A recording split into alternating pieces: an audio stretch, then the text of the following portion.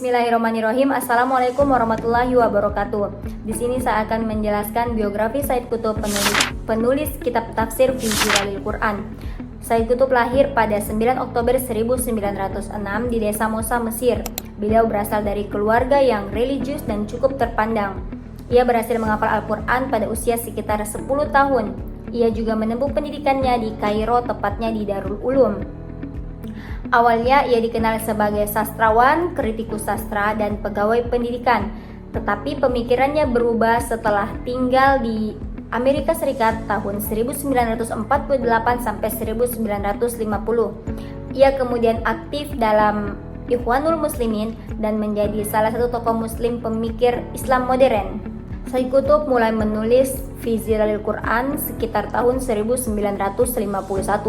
Awalnya ini hanyalah sebuah artikel berseri di sebuah majalah Islam di Mesir. Pada masa pemerintahan Gamal Abdul Nasir, beliau dipenjara karena aktivitas politiknya, dan di dalam penjara beliau menyelesaikan penulisan kitab tafsir fi Zilalil Quran.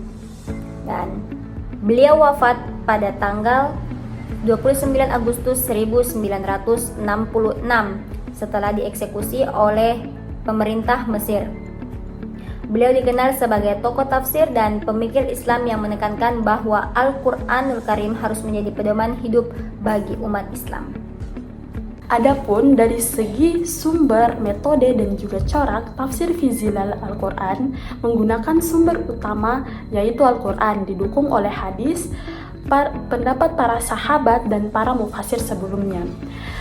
Metode yang digunakan adalah metode tahlili, yaitu penafsiran secara berurutan sesuai mushaf, serta menggunakan pendekatan munasabah dan tasfir. Sementara itu, corak yang digunakan termasuk dalam corak adabi ijtimai dan hierarki yang menekankan aspek sastra, sosial, dan semangat pergerakan. Dengan demikian, tafsir ini tidak hanya menekankan pada makna ayat saja, tetapi juga berfungsi sebagai pedoman hidup yang aplikatif dan juga relevan dengan kondisi masyarakat modern. Selanjutnya yaitu contoh tafsir dari tafsir fi Zilal Al-Quran. Adapun contoh dari tafsir fi Zilal Al-Quran, saya mengambil contoh dari Quran surah Al-Baqarah ayat 30, yaitu ayat ini merupakan konsep dari kekhalifahan manusia. Adapun konteks ayat yaitu saat Allah berfirman kepada malaikat bahwa Dia hendak menciptakan khalifah di bumi. Adapun penafsiran Said Qutb menafsirkan khalifah bukan sekedar pengganti, melainkan pemimpin yang memakmurkan bumi sesuai dengan manhaj atau aturan Allah. Beliau menegaskan bahwa kemuliaan manusia itu terletak pada kesediaannya menjadi wakil Tuhan di bumi untuk menegakkan keadilan dan syariatnya.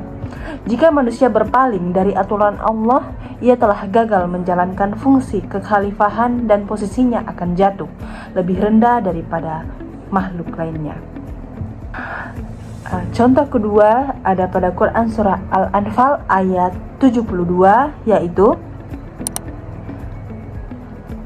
terkait ini yaitu solidaritas dan persaudaraan muslim. Adapun konteks ayat yaitu mengatur hubungan antara kaum muhajirin atau yang berhijrah dan ansar penduduk Madinah serta muslim yang berada di wilayah minoritas. Adapun penafsiran Said Qutb, ayat ini dimaknai oleh Qutb sebagai landasan kuat bagi sebuah negara dan masyarakat Islam.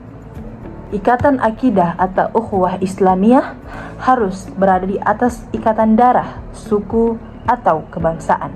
Beliau menekankan bahwa loyalitas umat Islam atau wala hanya diberikan kepada sesama mukmin, menolak batas-batas teritorial jahiliyah yang memecah belah umat.